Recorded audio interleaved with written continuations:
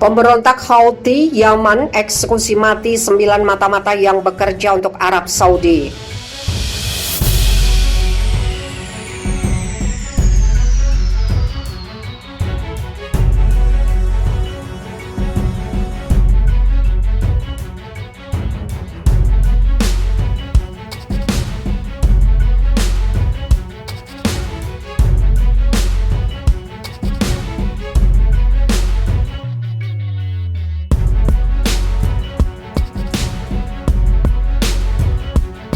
Pemberontak Houthi yang menguasai Yaman mengeksekusi 9 mata-mata yang didakwa bekerja untuk Arab Saudi.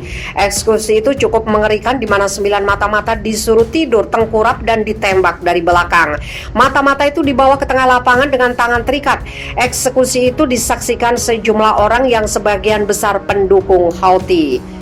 Uni Eropa bergabung dengan paduan suara kritik internasional atas eksekusi publik brutal di Tahrir Square di ibu kota Sanaa yang dikuasai pemberontak.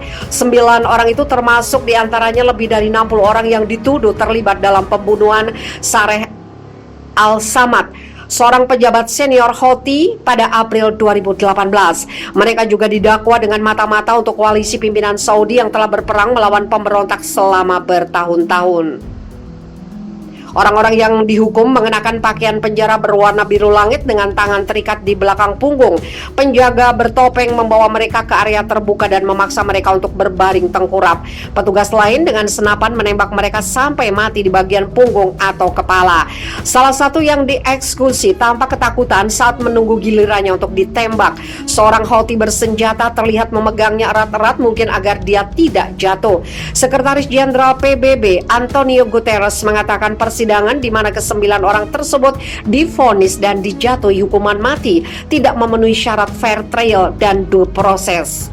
Kedutaan Besar Inggris di Yaman juga mengutuk eksekusi brutal Houthi yang menunjukkan pengabaian terang-terangan untuk pengadilan yang adil. Mereka yang ditembak oleh regu tembak termasuk seorang anak laki-laki berusia 17 tahun ditangkap beberapa bulan setelah pembunuhan Al-Samad. Mereka ditahan selama berbulan-bulan di tempat-tempat yang dirahasiakan di mana mereka mengalami perlakuan tidak manusiawi, menurut Abdel Majed Sabra, seorang pengacara Yaman. Yaman telah terlibat dalam perang saudara sejak 2014 ketika Houthi menyapu sebagian besar wilayah utara dan merebut Sanaa, memaksa pemerintah yang diakui secara internasional ke pengasingan. Dikutip The Sun, koalisi yang dipimpin Saudi memasuki perang pada tahun berikutnya di pihak pemerintah. Konflik tersebut telah menewaskan lebih dari 130.000 orang dan menciptakan salah satu krisis kemanusiaan terburuk di dunia.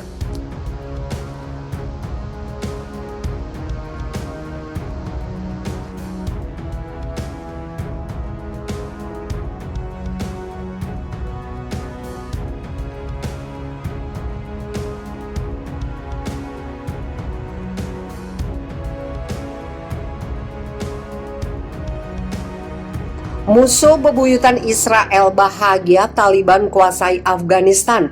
Ini permulaan hancurnya.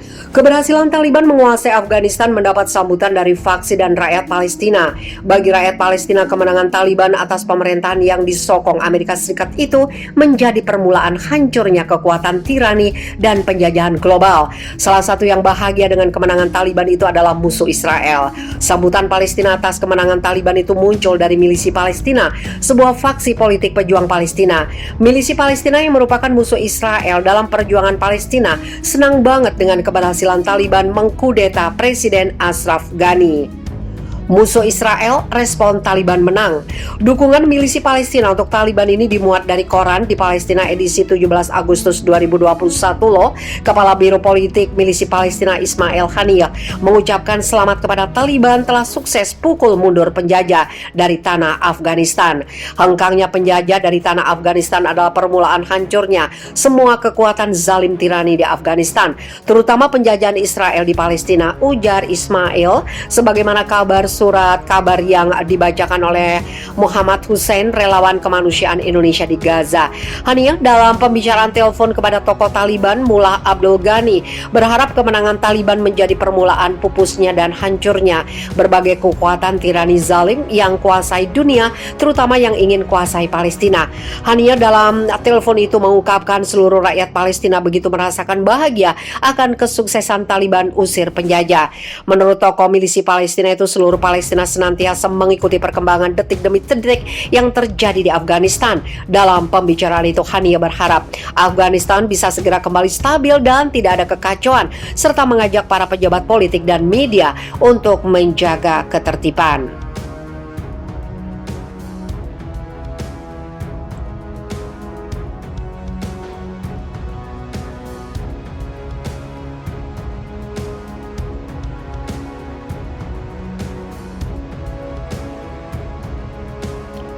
Taliban siap jalin hubungan dengan semua negara kecuali Israel. Juru bicara Taliban kemarin mengatakan kelompok yang menguasai Afghanistan ingin menjalin hubungan dengan semua negara, bahkan ingin bekerja sama dengan Amerika Serikat namun tidak dengan Israel. Juru bicara Taliban Suhail Shaheen mengatakan kepada kantor berita Sputnik Rusia, Taliban akan bekerja sama dengan Amerika Serikat setelah mereka menggulingkan pemerintahan Afghanistan dukungan Barat bulan lalu.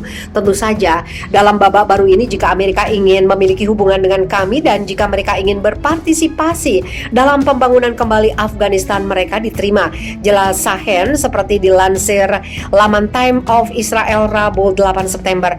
Namun tidak ada kesempatan untuk hubungan dengan Israel. Tentu saja kami tidak akan berhubungan dengan Israel. Kami ingin berhubungan dengan negara yang lain. Israel tidak termasuk dari negara-negara tersebut, jelas Shaheen. Bulan lalu Shaheen membuat kejutan ketika dia bersedia diwawancara oleh stasiun televisi Kan Israel, meskipun dia mengatakan dia tertipu ketika melakukannya. Shaheen yang telah memberikan wawancara dalam bahasa Inggris dari Qatar sejak Taliban mengambil alih Afghanistan mengatakan dia tidak tahu kalau dia berbicara dengan seseorang dari kantor berita Israel. Taliban selama ini dikenal mendukung Al-Qaeda, kelompok militan yang sering mengancam Israel dan menggunakan retorika anti-Israel dalam propagandanya. Ketika Shaheen berbicara melalui sebuah video dengan jurnalis Roy Kais di Kan, stasiun televisi Israel, Kais menyebut kantor berita tempat dia bekerja, namun dia tidak mengatakan kepada Shaheen kalau dia seorang warga Israel. Wawancara Kan kemudian menyebar luas, namun beberapa jam ketika wawancara itu disiarkan, Shaheen mengunggah di Twitternya tidak tahu dia berbicara dengan siapa. Saya melakukan banyak wawancara dengan para jurnalis setiap hari setelah jatuhnya Kabul ke tangan Emirat Islam, kata dia. Beberapa jurnalis mungkin menyamar, namun saya belum melakukan wawancara dengan seseorang yang mengenalkan dirinya dari media Israel.